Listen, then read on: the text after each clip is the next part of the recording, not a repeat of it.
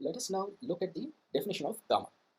So the gamma definition is for a given change in the underlying, what will be the corresponding change in the delta of the option? Okay. So we are not calculating what would be the change in the option premium, which would become the definition of delta. But what we are finding out here is we are trying to calculate what would be the change in the delta for a given change in the underlying. All right. We will also see what is the purpose of gamma. So finding out the gamma will help us estimate the risk that we are taking in a trade. Higher the gamma value, higher is the risk in the trade, and also at the same time, higher are the profits or losses with the trade. The gamma value is always positive for both a call or a put option. Unlike delta, where the delta value is between 0 and 1 for a call option and between 0 and -1 for a put option, but gamma is always a positive number. And as I said, larger the gamma, higher are the risks and also higher are the profits or losses with the trade that we are taking.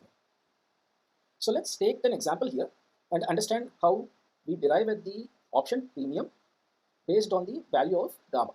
Okay, so here the Nifty was trading at 17,500 in the morning at 10 a.m.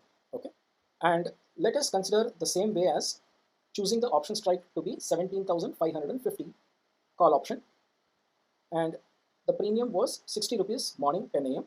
We are going to calculate what would be the new premium at 3 p.m., which is like 30 minutes before the market closes. At that point of time, what would be the new premium for the same strike price of 17,550 if the market closes at a higher level? Okay, so here is the value of gamma, which is the rate of change of delta, which is 0.002. Nifty index at 3 p.m. has reached 17,570. Okay, so there is a 70-point increase in the actual underlying asset, which is our Nifty index. So with 70-point increase and the gamma value being 0.002, what would be the delta? First, we need to calculate delta. That will give us what would be the movement in the option premium, and then using delta we can calculate the final value for the option premium at 3 p.m. So what would be the delta at 3 p.m.? The change in index is 70 points, which is 17,570 minus 17,500, which is 70 points. So the delta would be change in the underlying into gamma, which is 70 into 0.002, which comes to 0.14. Since it's a call option that we are dealing with, the value is positive. Okay, so having a delta of 0.14, now you know how to calculate the new option premium. So the new option premium is multiplying the delta with the underlying change in the asset. So with 70-point increase and having a delta of 0.14, you get the change in the option premium to be 9.8 points. Okay, so what was it at the morning? 60, right?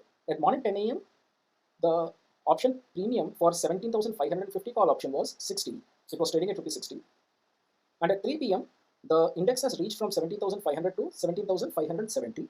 So there was a 70-point increase, but the option premium now changes for 17,550 from rupees 60 to 60 plus 9.8, which is 69.8. That is our new premium for the strike price of 17,550 at 3 p.m. once the Nifty touches 17,570. So this calculation illustrates how gamma is used in deducing the value of a premium at a different point in time.